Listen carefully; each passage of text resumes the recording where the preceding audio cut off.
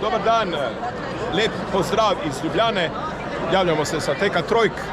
Tek od redkih v svetu, ki temelji na zgodovinskem dogodku. Srečno! Glej jih tekače, norce. Ko tečemo v skupini, naletimo na zelo različne odzive. Na zanimiv pozdrav sem odgovoril: mi tečemo zato, da ne postanemo norci. Redno, živahno, ritmično gibanje celega telesa, ki nas tudi dobro zadiha in prezrači, ima še zlasti, če to počnemo v naravnem okolju, med drugim tudi ugodne psihoterapevtske učinke. Mnoge psihoterapevtske metode, ki se pogosto uporabljajo, so tako rekoč sestavni del hoje in teka v naravi. Od tapkanja, ko tečemo, se tapkamo od stopala gor po celem telesu, dihalnih tehnik in meditacije, vaj čuječnosti, zmanjševanje občutljivosti in predelave z gibanjem oči, EMDR, če naštejemo nekaj njih. Pri tem gre za učinkovito preventivo, da lažje ohranjamo notranji mir, zmanjšujemo strahove, si prisluhnemo in tako bolje spoznavamo samega sebe. Pred enim mesecem smo v Ljubljani pričeli z vadbo uvajanja v tek. Priključil se nam je lahko vsak, ki brez posebnih težav hodi. Začeli smo z zelo kratkimi, od 15 sekund do polminutnimi odseki teka, z vmesnimi odseki hoje. Zdaj, ko smo v drugem mesecu uvajanja, pa že tečemo do 1 minute. Napredujemo počasi z razlogom, pa vendar, lepo napredujemo. Ker je za redno vadbo zelo koristno postavljanje ciljev, sem začetnike spodbudil, da se prijavijo na ljubljanski tek Trojk, ki je dolg dobrih 12 km. Norec, si je zagotovo kdo mislil, a nekateri so se res opogumili in se prijavili. Prav vse pa je bilo malce tudi strah. Po le dobrem mesecu uvajanja v tek, pa že na takšno razdaljo. Po mojih izkušnjah razdalja ni osnovni problem.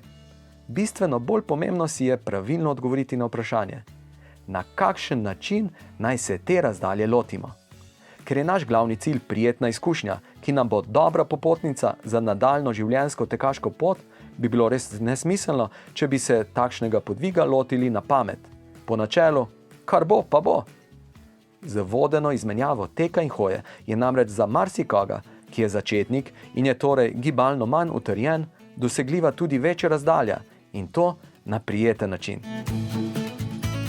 Kako se daljše razdalje lotiti? Hoditi pričnimo prej, kot bi sicer naše telo to zahtevalo. Kratki vmesni odseki hoje, ki trajajo od pol do 2 minut, nas proti dovolj obnavljajo, da ohranimo svežino dobre volje in dihalne sproščenosti za živahen tek naprej. Ko organizatorji tekov po Sloveniji razmišljajo o tem, kako povečati število udeležencev, bi jim svetoval, naj pričnejo organizirati tudi take teke, kjer hoja med tekom ne bi bila greh.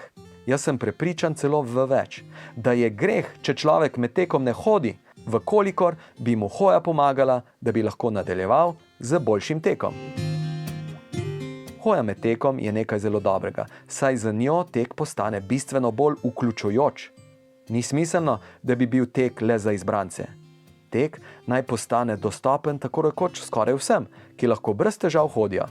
Potem pa naj vsak sproti, po svoji volji, izkušnjah in močeh, izbere, koliko teka in hoje je zanj tisti dan najbolj primerno. Želim si, da bi več ljudi prepoznalo, da tek ni bav-bav, oziroma nekaj, kar je le za norce, ampak da je tek nekaj, kar nam pomaga tudi pri tem, da z njim redno negujemo in pospravljamo naše podstrešje. Prijavi se na naš YouTube kanal in se vidimo prihodnjič.